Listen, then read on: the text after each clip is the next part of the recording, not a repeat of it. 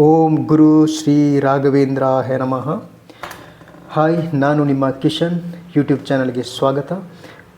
ನಾನು ಇವತ್ತು ಜನವರಿ 2ನೇ ತಾರೀಕು ಮಂಗಳೂರಿನಿಂದ ಮಂತ್ರಾಲಯಕ್ಕೆ ಹೋಗಬೇಕು ಅಂತ ಖಚಿತಪಡಿಸ್ಕೊಂಡೆ. ಹಾಗೆ ಮಂಗಳೂರಿಂದ ಮಂತ್ರಾಲಯಕ್ಕೆ ಒಂದು ಬಸ್ಸನ್ನು ಕೂಡ ಬುಕ್ ಮಾಡ್ಕೊಳ್ತೀನಿ, SKB ಅಂತ. ಆ ಬಸ್ ಬುಕ್ ಮಾಡಿಕೊಂಡು ಮಂತ್ರಾಲಯ ಕಡೆ ದೇವರ ದರ್ಶನ, ಶ್ರೀ ಗುರು ರಾಘವೇಂದ್ರ ಸ್ವಾಮಿಯ ದರ್ಶನಕ್ಕೆ ಅಂತ ಹೋಗ್ತೀನಿ. ಹಾಗೆ ನನ್ನ ಪ್ರಯಾಣ ಮಂಗಳೂರಿನಿಂದ ಉಡುಪಿ, ಹಾಗೆ ಉಡುಪಿಯಿಂದ ಮಂತ್ರಾಲಯ ಕಡೆ ಪ್ರಾರಂಭ ಆಯಿತು. ಹಾಗೆ ಉಡುಪಿ ಕಡೆಯಿಂದ ನಾನು ಒಂದು ಬಸ್ ಪ್ರಾರಂಭವಾಗಿ ಅಂದರೆ ಆಲ್ಮೋಸ್ಟ್ 7-6:30 ಸ್ಟಾರ್ಟ್ ಆಗುತ್ತಲ್ಲ, ಅದಕ್ಕೆ ಉಡುಪಿಯಿಂದ ನಾನು ಒಂದು 2 ಮೀಲ್ಸ್ ತಗೊಳ್ತೀನಿ. ವೆಜಿಟೇಬಲ್ ಸಿದ್ಧಾರ್ಥ ಹೋಟೆಲ್ನಿಂದ 2 ಮೀಲ್ಸ್ ಊಟ ತಗೊಳ್ತೀನಿ. ಇದು ನಮ್ಮ ಪ್ರಯಾಣ ಈಗ ಆಲ್ಮೋಸ್ಟ್ ಉಡುಪಿ ಕಡೆಗೆ ಬಂದಿದೆ. ಇದು ಉಡುಪಿ ಸಿಟಿ, ಸ್ವಲ್ಪ ನಿಮ್ಗೆ ಕಾಣ್ತಾ ಇರೋದು. ಇದು ನಾನು ಸಿದ್ಧಾರ್ಥ ಹೋಟೆಲ್ನಿಂದ ವೆಜಿಟೇಬಲ್ ಊಟ ಕೂಡ ತಗೊಳ್ತೀನಿ. ಆಮೇಲೆ ಒಂದು 8-8:30 ಹೊತ್ತಿಗೆ ಅಲ್ಲೇ ಬಸ್ನ ಒಳಗಡೆನೇ ನಾನು ಊಟನ ಪ್ರಾರಂಭಿಸ್ತೇನೆ. ಊಟ ಆಲ್ಮೋಸ್ಟ್ ಸಾಧಾರಣವಾಗಿ ಚೆನ್ನಾಗಿದೆ, ತುಂಬ ಚೆನ್ನಾಗಿದೆ ಅಂತ ನಾನು ಹೇಳೋಕೆ ಹೋಗೋದಿಲ್ಲ. ಯಾಕಂದರೆ ಮಂಗಳೂರಿಯನ್ ಫುಡ್ ಆಲ್ಮೋಸ್ಟ್ ವೆರಿ ಬೆಟರ್ ಅಂತ ಹೇಳ್ತೀನಿ. ಇದು ಹೋಟೆಲ್ ಫುಡ್ ಅಲ್ವ, ಹಾಗಾಗಿ ಸ್ವಲ್ಪ ಅಷ್ಟಕ್ಕಷ್ಟೇ ಇತ್ತು. ಕೆಲವೊಂದು ಹೋಟೆಲು ಚೆನ್ನಾಗಿರುತ್ತೆ, ಕೆಲವೊಂದು ಚೆನ್ನಾಗಿಲ್ಲ, ಬಟ್ ಚೆನ್ನಾಗಿದೆ. ಆಮೇಲೆ ಅಲ್ಲಿಂದ ನಂದು ಪ್ರಯಾಣ ಸ್ಟಾರ್ಟ್ ಆಯಿತು. ಹಾಗೆ ಬಸ್ ಸ್ಟಾರ್ಟ್ ಹಾಕ್ಕೊಂಡು ಹೋಯಿತು. ಆಮೇಲೆ ಒಂದು 10-11 ಗಂಟೆಗೆ ಕುಂದಾಪುರದ ಹತ್ರ ಒಂದು ಸ್ಟಾಪ್ ಕೊಡ್ತಾರೆ. ಅದೇ ನಿಮಗೆ ಕಾಣ್ತಾ ಇದ್ದಿಲ್ಲ ನಮ್ಮ ಬಸ್ಸು, SKB ಅಂತ. SKB ಟ್ರಾವೆಲ್ಸ್ ಅವ್ರ ಬಸ್ಸಲ್ಲಿ ನಾನು ಹೋಗಿರೋದು. ಬಸ್ ಇನ್ಸೈಡ್ ನಾನೆಲ್ಲ ವೀಡಿಯೋ ಮಾಡಿಲ್ಲ, ಬಟ್ ಬಸ್ ಚೆನ್ನಾಗಿದೆ. ಹಾಗೆ ನಾನು ಕುಂದಾಪುರದಿಂದ ಸ್ವಲ್ಪ ವಾಶಿಗೆ ಅಂದರೆ ರೆಸ್ಟಿಗೆ ಸ್ವಲ್ಪ ಹೊತ್ತು ಕೊಟ್ಟಿದ್ದರು, 10-15 ಮಿನಿಟ್ಸು. ಆಮೇಲೆ ಮತ್ತೆ ಬಸ್ ಸ್ಟಾರ್ಟ್ ಮಾಡಿ ಹೋದರು. ಆಮೇಲೆ ಬೆಳಗಿನ ಹೊತ್ತಿನಲ್ಲಿ ಮಂತ್ರಾಲಯದ ಹತ್ರ ಅಂದರೆ ನಿಯರ್ ಬೈ ಬಳ್ಳಾರಿ, ಗದಗ, ಇದು ಯಾವುದು ಕರ್ನೂಲ್, ಅದೋನಿ ಪ್ಲೇಸ್ ಹತ್ರ ಹೋದೆವು. ಅಲ್ಲಿ ಮುಂಜಾನೆ ಒಂದು 6 ಗಂಟೆಗೆ ರೀಚ್ ಆಯಿತು. ಹಾಗೆ ಇಲ್ಲಿ ನೀವು ನೋಡ್ತಾ ಇದ್ದೀರಾ ಅದೋನಿ ಪ್ಲೇಸ್, ಅಥವಾ ಬಳ್ಳಾರಿ ಕಡೆ. ಆಮೇಲೆ ಅದೋನಿ ಬರುತ್ತೆ, ಕರ್ನಾಲ್ ಪ್ಲೇಸ್, ಅದೆಲ್ಲ ನನಗೆ ವಿಡಿಯೋ ಮಾಡಬೇಕಂತ ಅನಿಸಿತು. ಹಾಗಾಗಿ ಇದು ವಿಡಿಯೋ ಮಾಡಿದ್ದೀನಿ. ಒಂದು ಹಿಮದಿಂದ ಕೂಡಿದಂಥ ವಾತಾವರಣ ಕೂಡ ಇತ್ತು ಬೆಳಿಗ್ಗೆ. ಬಟ್ ಮರ ಗಿಡಗಳು ಆ ಕಡೆ ಕಮ್ಮಿ, ಕಲ್ಲಿನ ಕೋಟೆ ಥರನೇ, ಕಲ್ಲಿನ ಬೆಟ್ಟಗಳ ಥರ ಇರುತ್ತೆ. ನೀವೀಗ ವಿಡಿಯೋದಲ್ಲಿ ನೋಡ್ತಾ ಇದ್ದೀರಾ, ಕಲ್ಲಿನ ಬೆಟ್ಟ ಆ ಥರ ಇರುತ್ತೆ. ಆದರೆ ಅಗ್ರಿಕಲ್ಚರು ಕೂಡ ಚೆನ್ನಾಗಿ ಮಾಡಿದ್ರು. ನಾನು ಈ ಗದ್ದೆಗಳಲ್ಲಿ ಅಗ್ರಿಕಲ್ಚರ್ ಮಾಡಿದ್ದು ಕೂಡ ನೀವು ಕಾಣ್ತಾ ಇದ್ದೀರಾ. ಇದು ಮೆಣಸಿನ ಗಿಡ ಹಾಕಿದ್ರು. ಆಮೇಲೆ ಇದು ಕೊತ್ತಂಬರಿ, ಆಮೇಲೆ ಇನ್ನು ಕೆಲವು ಗಿಡಗಳನ್ನು ನೀವು ಹಾಕಿಟ್ಟಿದ್ರು. ಹಾಗೆ ಮಂತ್ರಾಲಯಕ್ಕೆ ಇನ್ನೊಂದು 8 ಗಂಟೆಗೆ ನನ್ನ ಬಸ್ಸು ರೀಚ್ ಆಗೋಕ್ಕೆ ಹೊತ್ತಿತ್ತು. ಆದ್ರೂ ಬಸ್ಸು ಸ್ವಲ್ಪ ಅರ್ಧ ಗಂಟೆ ಲೇಟ್ ಅಂತೆ. ಆದರೂ ಏನು ಮಾಡೋದು, ಅರ್ಧ ಗಂಟೆ ಲೇಟ್ ಆದರೂ ಬಸ್ಸಲ್ಲೇ ಸ್ವಲ್ಪ ಕಾಯ್ದೆ. ಆದರೆ ನಾನಿದು ವೀಕೆಂಡ್ ಸ್ಯಾಟರ್ಡೆ ರೀಚ್ ಆಗೋ ಕಾರಣದಿಂದ ಅಲ್ಲಿ ನಮಗೆ ಇದು ರೂಮ್ನ ವ್ಯವಸ್ಥೆ ಇದ್ರೂ ಸ್ವಲ್ಪ ಜಾಸ್ತಿ ರೇಟ್ ಮಾಡ್ತಾರಂತ. ಹಾಗೆ ಕೊನೆಗೆ ನಾನು ಇದು ಮಂತ್ರಾಲಯವನ್ನು ಒಂದು 10 ಮಿನಿಟ್ಸಲ್ಲಿ ರೀಚ್ ಆಗ್ತೀನಿ. ಇವಾಗ 10 ಮಿನಿಟ್ಸ್ ರೀಚ್ ಆದ ಮೇಲೆ ರೂಮ್ ಬುಕ್ ಮಾಡೋದು ಒಂದು ಬಾಕಿ ಇದೆ. ಇವತ್ತು ವೀಕೆಂಡ್ ಸ್ಯಾಟರ್ಡೆ, ಹಾಗಾಗಿ ರೂಮ್ನ ಸ್ವಲ್ಪ ರೇಟ್ ಸ್ವಲ್ಪ ಜಾಸ್ತಿನೇ ಹೇಳ್ತಾರೆ. ಚಿಕ್ಕದಾಗಿದ್ರೂ ತುಂಬ ಜಾಸ್ತಿ, ಅದು ಕೂಡ 12 ಅವರ್ ಕೊಡ್ತಾರೆ, 24 ಅವರ್ ಅಲ್ಲ. ನಿಜವಾಗ್ಲೂ ಅದು ತಪ್ಪು. ಯಾಕಂತ ಹೇಳಿದರೆ ಒಂದು ಭಕ್ತರು ಬರ್ತಾರಂತ ಭಕ್ತರನ್ನು ಮೋಸ ಮಾಡೋದು ನನ್ನ ಪ್ರಕಾರ ತಪ್ಪು.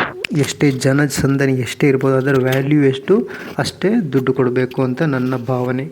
ಇದರಲ್ಲಿ ತಪ್ಪಿದೆಯಾ ಏನಂತ ನನಗೆ ಗೊತ್ತಿಲ್ಲ. ಆಮೇಲೆ ಕೊನೆಯದಾಗಿ ಒಂದು ಲಾಡ್ಜನ್ನು ನಾನು ನೋಡ್ತೀನಿ. ರೂಮು 2500 ಅಂತ ಹೇಳ್ತಾರೆ. ಆದರೆ ನಾನು ಅದಕ್ಕೇನು ತಲೆ ಕೆಡಿಸಿಲ್ಲ. ಇವತ್ತು ಹೋದ ದುಡ್ಡು ಇನ್ನೊಂದು ಸಲ ಶ್ರೀ ಗುರು ರಾಘವೇಂದ್ರ ದೇವರು ನನಗೆ ಕೊಡ್ತಾರೆ ಎಂಬ ನಂಬಿಕೆ ನನ್ನಲ್ಲಿ ಇದೆ. ಕೋಟಿ ದುಡ್ಡು ನನಗೆ ಬರ್ಬೋದು ಅಂತ ನಾನು ನಂಬಿದ್ದೀನಿ. ಹಾಗಾಗಿ ಇದಕ್ಕೇನು ನಾನು ತಲೆ ಕೆಡಿಸಿಲ್ಲ. ನಾನು ಇಷ್ಟದ ಮೂಲಕನೇ ಕೊಟ್ಟಿದ್ದೀನಿ. ರೂಮ್ ಏನು ಅಷ್ಟು ಆ ರೇಂಜಿನ 2500 ರೂಪಾಯಿನ ರೇಂಜಿನ ರೂಮ್ ಅಲ್ಲ. ನೀವು ಇವಾಗ ನೋಡ್ತಾ ಇರ್ಬೋದು, ನಾರ್ಮಲ್ ರೂಮು. ಆದ್ರೂ ನಾನು ಆ ದಿನ ಅಲ್ಲಿ ಸ್ಟೇ ಆಗಲೇಬೇಕಲ್ವ, ಅದಕ್ಕಾಗಿ. ಆಮೇಲೆ ಮಾರ್ನಿಂಗ್ 9:30 ನಾನು ಶ್ರೀ ಗುರು ರಾಘವೇಂದ್ರ ಮಠಕ್ಕೆ ಬರ್ತೀನಿ. ಇದು ಶ್ರೀ ಗುರು ರಾಘವೇಂದ್ರ ದೇವರ ಮೊದಲನೆಯ ದ್ವಾರದ ಮೂಲಕ ನಮಗೆ ಈಗ ವೀಕ್ಷಣೆಯನ್ನು ನೀವು ಮಾಡ್ತಾ ಇರಬಹುದು. ಸ್ವಲ್ಪ ಬಿಸಿಲಿತ್ತು. ಮಾರ್ನಿಂಗ್ 9-9:30 ಬಿಸಿಲಾಗುತ್ತೆ. ಆಮೇಲೆ ಮಧ್ಯಾಹ್ನ ತುಂಬ ಬಿಸಿಲಿರುತ್ತೆ. ಆಮೇಲೆ ಗುರುರಾಯರ ದರ್ಶನಕ್ಕೆ ಒಳಗಡೆ ಹೋದಾಗ ಈಗ ನೀವು ಕಾಣ್ತಾ ಇದ್ದೀರ ಜನಸಂದಣಿ. ಈ ಗುರುರಾಯರ ಮಂಟಪ ಒಳಗಡೆ ಅಂದರೆ ಓವರಾಲ್ ಸ್ಪೇಸ್ ತುಂಬ ಇರೋದರಿಂದ ಜನಸಂದಣಿ ನಮಗೆ ಗೊತ್ತಾಗಲ್ಲ, ಅಷ್ಟು ತುಂಬ ಇದ್ರೂ ಗೊತ್ತಾಗಲ್ಲ. ಅದು ಕೂಡ ವೀಕೆಂಡು. ಇವತ್ತು ಆಲ್ಮೋಸ್ಟ್ ಕಮ್ಮಿ ಅಂತಲೂ ನಾನು ಹೇಳ್ತೀನಿ. ಕೊನೆಗೆ ಗುರುದೇವರ ದರ್ಶನವನ್ನು ಮಾಡಿದೆ. ಅದರ ಒಳಗಡೆ ನಾನು ಕೆಲವೊಂದು ಫೋಟೋ ಮಾಡಿಲ್ಲ, ವಿಡಿಯೋ ತೆಗೆದಿಲ್ಲ. ಇದು ಸೈಡಲ್ಲಿ ಇಟ್ಟಿರುವಂಥ ಒಂದು ದೇವರ ಒಳಗಡೆ ಇಟ್ಟಿರುವಂಥದ್ದು. ಈಗ ನೀವು ನೋಡ್ತಾ ಇದ್ದೀರಾ ಜನಸಂದಣಿ ಎಷ್ಟಿದೆ ಅಂತ, ಭಕ್ತರು ಎಷ್ಟು ನೆರೆದಿದ್ದಾರೆ, ಅಲ್ಲೆಲ್ಲಿ ಕೂತ್ಕೊಳ್ತಾರೆ. ಇದು ಅಲ್ಲಿ ಜಸ್ಟ್ ವೀಕ್ಷಣೆಗಂತ ಇಟ್ಟಿರುವಂಥದ್ದು. ಭಕ್ತರು ಕೊಟ್ಟಂಥ ಕೊಡುಗೆಯನ್ನು ಅಲ್ಲಿ ವೀಕ್ಷಣೆಗೆ ಇಟ್ಟಿರುವಂಥದ್ದು. ನೀವು ಕೂಡ ನೋಡಿರ್ಬೋದು. ಆಲ್ಮೋಸ್ಟ್ ಎಲ್ಲ ಕರ್ನಾಟಕ ದೇಶಾದ್ಯಂತ ಇವಾಗ ಲಕ್ಷ ಜನ ಗುರು ರಾಘವೇಂದ್ರ ಮಠಕ್ಕೆ ಬರ್ತಾ ಇರ್ತಾರೆ. ಹಾಗಾಗಿ ಇದೇನು ನಾನು ಎಲ್ಲ ವಿಚಾರವನ್ನು ಹೇಳಬೇಕಾಗಿಲ್ಲ. ಇದು ಜಸ್ಟ್ ನನ್ನ ಒಂದು ಭಕ್ತಿಗೋಸ್ಕರ, ನನ್ನ ಒಂದು ಖುಷಿಗೋಸ್ಕರ ನಾನು ವ್ಲಾಗ್ ಮಾಡ್ತಾ ಇದ್ದೀನಿ, ದಯವಿಟ್ಟು ಕ್ಷಮಿಸಿ. ಆಮೇಲೆ ಇದೊಂದು ರಥವನ್ನು ಕೂಡ ನೀವು ಕಾಣ್ತಾ ಇರ್ಬೋದು. ಇಲ್ಲಿ ಜಸ್ಟ್ ಈಗ ನಿಮಗೆ ಕಾಣ್ತಾ ಇದೆಯಲ್ಲ ಒಂದು ಬಾವುಟ, ಗುರುರಾಯರ ಬೃಂದಾವನದ ಕೆಳಗಡೆ ಅದು ಗೋಪುರ. ಹಾಗಾಗಿ ಇಲ್ಲಿ ಒಂದು 10-20 ಮಿನಿಟ್ಸ್ ಆ ಸೈಡಲ್ಲಿ ನಾನು ಕೂತ್ಕೊಂಡು ಸ್ವಲ್ಪ ಧ್ಯಾನ ಮಾಡಿದೆ. ಸ್ವಲ್ಪ ನನ್ನ ಬೇಡಿಕೆಯನ್ನು ನಾನು ಕೇಳಿದ್ದೀನಿ ದೇವರ ಹತ್ರ. ಇಲ್ಲಿ ಒಂದು ಸ್ವಲ್ಪ ಮನಸ್ಸಿಗೆ ಒಂದು ಮುದ ಕೊಡುತ್ತಂತಲೇ ಹೇಳ್ಬೋದು. ತುಂಬ ಶಕ್ತಿದಾಯಕವಾದ ಶಾಂತಯುತವಾದ ಪ್ರದೇಶ ಒಳಗಡೆ ಇದೆ. ಮತ್ತು ಕೆಲ ಭಕ್ತರು ಉರುಳು ಸೇವೆ ಮತ್ತು ಹೆಜ್ಜೆ ಮೂಲಕ ಸೇವೆಗಳನ್ನು ಮಾಡ್ತಾಯಿದ್ರು. ನಾನೇನು ಆ ಥರ ಮಾಡಿಲ್ಲ, ಬಟ್ ಕೂತ್ಕೊಂಡು ಸಿಂಪಲ್ಲಾಗಿ ಧ್ಯಾನ ಮಾಡಿದೆ. ಆಮೇಲೆ ಅಲ್ಲಿಂದ ಹೊರಗಡೆ ಬಂದೆ. ಮತ್ತೆ ನೀವು ಕಾಣ್ತಾ ಇದ್ದೀರ ಹೊರಗಡೆ ಬಂದು ಜನಸಂದಣಿ ಹೇಗಿದೆ ಅಂತ ನಾನು ಮಂತ್ರಾಲಯದಿಂದ ಹೊರಗಡೆ ಬಂದೆ. ಮತ್ತು ನಾನು ಬಿಚಾಲಿ ಮತ್ತು ಇದು ಪಂಚಮುಖಿ ಟೆಂಪಲ್ಗೆ ಹೋಗಬೇಕು ಅಂತ ಪ್ಲ್ಯಾನ್ ಹಾಕಿದೆ. ಹಾಗೆ ರೂಮ್ಗೆ ಹೋಗಿ ಸ್ಟೇ ಮಾಡಿ ಮತ್ತೆ ಸಂಜೆ ಹೊತ್ತಿಗೆ ಬಂದು ಆಟೋದ ಮೂಲಕ ಹೋಗ್ತೀನಿ. ಫಸ್ಟಾಗಿ ನಾನು ಮೊದಲನೇದಾಗಿ ಇದು ಅಭಯಾಂಜನೇಯ ಟೆಂಪಲ್ಗೆ ಕರ್ಕೊಂಡು ಹೋಗ್ತಾರೆ ಆಟೋದ ಮೂಲಕ. ಇಲ್ಲಿ ನೀವೀಗ ನೋಡ್ತಾ ಇದ್ದೀರಾ ಅಭಯಾಂಜನೇಯ ಟೆಂಪಲ್ ಅಂತ. ಇದು ದೊಡ್ಡದಾದ ಹನುಮಂತನ ವಿಗ್ರಹ ಇದೆ ನೋಡಿ, ನೀವೀಗ ಕಾಣ್ತಾ ಇರ್ಬೋದು, ತುಂಬ ಚೆನ್ನಾಗಿದೆ.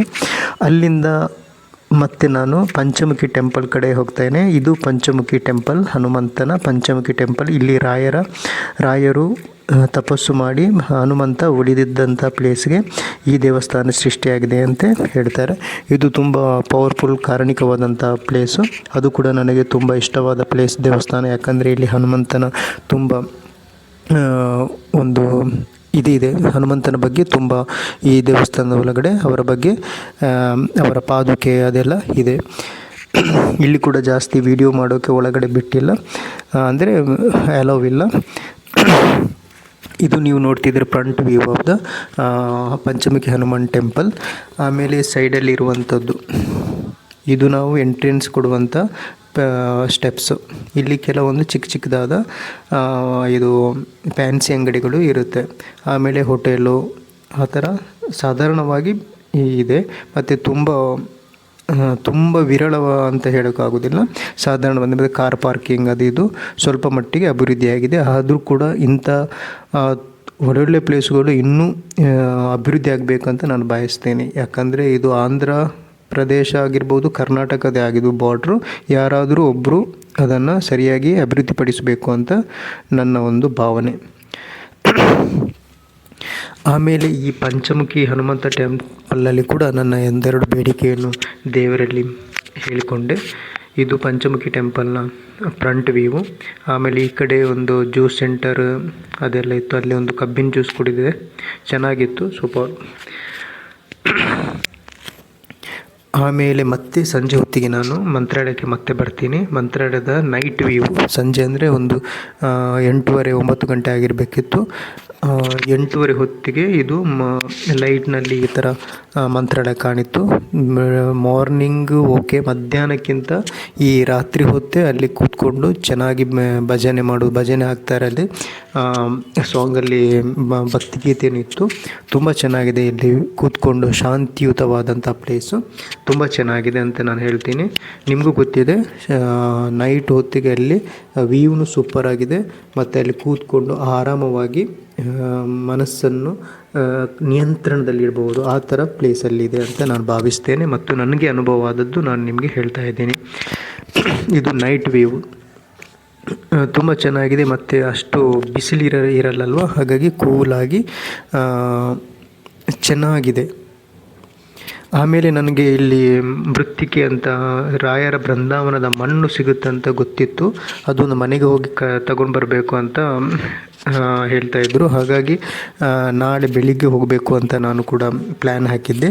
ಹಾಗೆ ಆ ಮನೆಗೆ ಹೋಗಬೇಕು ಅಂತ ನಾಳೆ ಬೆಳಿಗ್ಗೆ, ಅಂದರೆ ಇವತ್ತಾಗುವಲ್ಲ, ನೈಟ್ ಆಯ್ತಲ್ಲ, ಅದಕ್ಕೆ ನಾಳೆ ಹೋಗಬೇಕು ಅಂತ ಯೋಚನೆ ಮಾಡಿ ಅಲ್ಲಿಗೂ ಕೂಡ ನಾನು ಹೋಗಿದ್ದೇನೆ. ಮೃತ್ತಿಕೆ ಕೆಲವರಿಗೆ ಅದು ಎಲ್ಲಿ ಸಿಗುತ್ತೆ ಅಂತ ಗೊತ್ತಿರಲ್ಲ. ಅದು ಬೇಕಾದರೆ ನಾನು ವಿಡಿಯೋ ಹಾಕಿ ನಿಮಗೆ ಡಿಸ್ಕ್ರಿಪ್ಷನಲ್ಲಿ ಅವರು ಇದು ಡೀಟೇಲ್ಸ್ ಹಾಕಿರ್ತೀನಿ.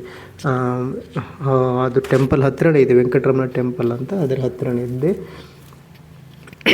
ಆಮೇಲೆ ನಾನು ಸ್ವಲ್ಪ ಹೊತ್ತು ಇಲ್ಲಿ ಕೂತ್ಕೊಂಡು, ಸ್ವಲ್ಪ ಅಂದರೆ ತುಂಬ ಅರ್ಧ 1 hour ಕೂತಿದ್ದೀನಿ. ಈ ಔಟ್ಸೈಡಲ್ಲಿ ಕೂತಿದ್ದೆ. ಆಮೇಲೆ ಇಲ್ಲಿ ಪುಷ್ಕರಣಿ ಅಂತ ಇದೆಯಲ್ಲ, ಇದು ನೈಟ್ ವ್ಯೂ ಅಲ್ಲಿ ತುಂಬ ಚೆನ್ನಾಗಿ ಕಾಣುತ್ತೆ. ಬಟ್ 3-4 ವರ್ಷದ ಹಿಂದೆ ಇದ್ದಿರಲಿಲ್ಲ. ಇದು ಹೊಸದಾಗಿ ಒಂದು 2-3 ವರ್ಷದ ನಂತರ ಮಾಡಿದ್ದಾರೆ ಪುಷ್ಕರಣಿ. ಇಲ್ಲಿ ಸ್ವಾಮೀಜಿಗಳು ಎಲ್ಲ ಸ್ವಿಮ್ಮಿಂಗ್ ಎಲ್ಲ ಮಾಡಿದ್ದಾರೆ. ನಾನು ವ್ಯೂಸನ್ನು ನೋಡಿದ್ದೀನಿ ಯೂಟ್ಯೂಬಲ್ಲಿ, ತುಂಬ ಚೆನ್ನಾಗಿದೆ. ಇನ್ನೂ ಕೂಡ ಇಂಪ್ರೂವ್ ಮಾಡಿದರೆ ಮತ್ತೆ ಚೆನ್ನಾಗಿರುತ್ತೆ ಅಂತ ನನ್ನ ಭಾವನೆ. ಇದು ಮಂತ್ರಾಲಯದ ಸರ್ಕಲ್ನ ಬಸ್ ಸ್ಟಾಪ್ ಪಕ್ಕ ಸರ್ಕಲ್ನ ಒಂದು ವ್ಯೂ. ಬಟ್ ನನಗೆ ಒಂದು ಅನಿಸಿದ್ದು, ಇಲ್ಲಿ ಕ್ಲೀನ್ನೆಸ್, ಮಂತ್ರಾಲಯದ ಒಳಗಡೆ ಎಲ್ಲ ನಾವು ರಾಯರ ಭಕ್ತರೇ ಆದ್ರೂ ಇಂಥ ಒಂದು ಪವಿತ್ರವಾದ ಸ್ಥಳವನ್ನು ಸ್ವಲ್ಪ ಕಾಳಜಿ ವಹಿಸಿ ಕ್ಲೀನನ್ನು ಮಾಡಬೇಕು ಅಂತ. ನಾನು ಆವಾಗ ಹೇಳಿದ್ದೀನಲ್ಲ, ಮೃತ್ತಿಕೆ ಸಿಗುವುದು ಎಲ್ಲಿ ಅಂತ. ಆ ಟೆಂಪಲಿಂದ ಸ್ವಲ್ಪ ಸ್ಟ್ರೈಟಾಗಿ ನಿಂತರೆ ಬಲಭಾಗಕ್ಕೆ ಇರುವಂಥ ರೋಡಿಗೆ ಹೋದರೆ ಅಲ್ಲಿ ಮೃತ್ತಿಕೆ ಕೊಡ್ತಾರೆ. ಇವರು ಇದೇ ಮನೆ ಅವರದು. ಇಲ್ಲಿ ಮೃತ್ತಿಕೆ ಸಿಗುತ್ತೆ. ಮೃತ್ತಿಕೆ ಅಂತ ಹೇಳಿದರೆ ಅಲ್ಲಿರುವಂಥ ರಾಯರ ಬೃಂದಾವನದ ಮಣ್ಣು. ಇದು ಅಲ್ಲಿ ಮಾತಾಡಿದ ಮೇಲೆ ನನಗೆ ಗೊತ್ತಾಯಿತು, ಅವರು ಕುಂದಾಪುರದ ಕಡೆಯವರಂದರೆ. ಅಲ್ಲಿ ಇರುವಂಥ ಮೇಡಮ್ ಅವರು ಕುಂದಾಪುರದ ಕಡೆಯವರಂತೆ. ಇಲ್ಲಿ ರಾಯರನ್ನ ಅರ್ಚಕರನ್ನ ಮದುವೆಯಾಗಿ ಈ ಕಡೆ ಮಂತ್ರಾಲಯಕ್ಕೆ ಬಂದಿರೋದಂತೆ ಅವರು. ಹಾಗಾಗಿ ಅಲ್ಲಿಂದ ಮಣ್ಣನ್ನು ತಗೊಂಡು ಬಂದು ಇಲ್ಲಿ ಅಲ್ಲೇ ಪಕ್ಕದಲ್ಲಿ ತುಂಗಾ ನದಿ ಕೂಡ ಇತ್ತು, ಅದನ್ನು ಕೂಡ ವ್ಯೂ ಮಾಡಿದೆ. ನೀವು ಇವಾಗ ನೋಡ್ತಾ ಇದ್ದೀರಲ್ಲ, ಇದೇ ಮಾರ್ಗದಲ್ಲಿ ಹೋದರೆ ಒಂದು 600 ಮೀಟರ್ ಅಷ್ಟೇ. ಇದು ಟೆಂಪಲ್ ಕಾಣ್ತಾ ಇದೆಯಲ್ಲ, ವೆಂಕಟರಮಣ ಟೆಂಪಲ್, ಅಲ್ಲಿಂದ ಸ್ಟ್ರೈಟ್ ಅದರ ಅಪೋಸಿಟೇ ರೋಡ್ ಅವರದ್ದು ಮನೆ. ಆಮೇಲೆ ಮತ್ತೆ ಶ್ರೀ ಗುರು ರಾಘವೇಂದ್ರ ನಡೆ ಬಂದು ಅಲ್ಲಿಂದ ನಾನು ಮತ್ತೆ ಪ್ರಾರ್ಥನೆ ಮಾಡ್ತೀನಿ. ಆಮೇಲೆ ಕೊನೆಯದಾಗಿ ಮತ್ತೆ ಬಸ್ಸಲ್ಲಿ ಕೂತ್ಕೊಂಡು ಮತ್ತೆ ನನ್ನ ಮನೆಗೆ ಬರ್ತಾ ಇರ್ತೀನಿ. ಮತ್ತು ಹಾಗೆ ಮಂತ್ರಾಲಯದಿಂದ ನಾನು ಕೆಲವೊಂದು ಫೋಟೋ, ಪ್ರಸಾದ 2-3 ಫೋಟೋ ತೊಗೊಂಡು ಬರ್ತೀನಿ. ಇವಾಗ ನೀವು ವಿಡಿಯೋದಲ್ಲಿ ನೋಡ್ತಾ ಇದ್ದೀರಾ. ಮತ್ತು ಇದು ಮೃತ್ತಿಕೆ ರಾಯರ ಮಣ್ಣನ್ನು ನಾನು ನಿಮಗೆ ತೋರಿಸ್ತೀನಿ. ಕೆಲವೊಂದು 2-3 ಫೋಟೋನ, ರಾಯರ ಫೋಟೋನು ಕೂಡ ನಾನು ತಗೊಂಡಿರ್ತೀನಿ. ಇದು ಪ್ರಸಾದ, ಪರಿಮಳ ಪ್ರಸಾದ ಅಂತ ಹೇಳ್ತೀವಲ್ಲ, ಇದೆ. ಸ್ವೀಟ್ ಥರ ಇರುತ್ತೆ. ತುಂಬ ತುಪ್ಪ ಹಾಕಿ ಸ್ವಲ್ಪ ಮಾಡಿರ್ತಾರೆ. ಚೆನ್ನಾಗಿರುತ್ತೆ, ನೈವೇದ್ಯ ಥರನೇ ಇರುತ್ತೆ ಅದು. ಬಟ್ ಗಟ್ಟಿಯಾಗಿರುತ್ತೆ, ಸಾಲಿಡ್ ರೂಪದಲ್ಲಿ ಇರುತ್ತೆ. ನಾವು ಸತ್ಯನಾರಾಯಣ ಪೂಜೆಗೆ ಮಾಡ್ತಾರಲ್ಲ, ಆ ಥರ ಇರುತ್ತೆ.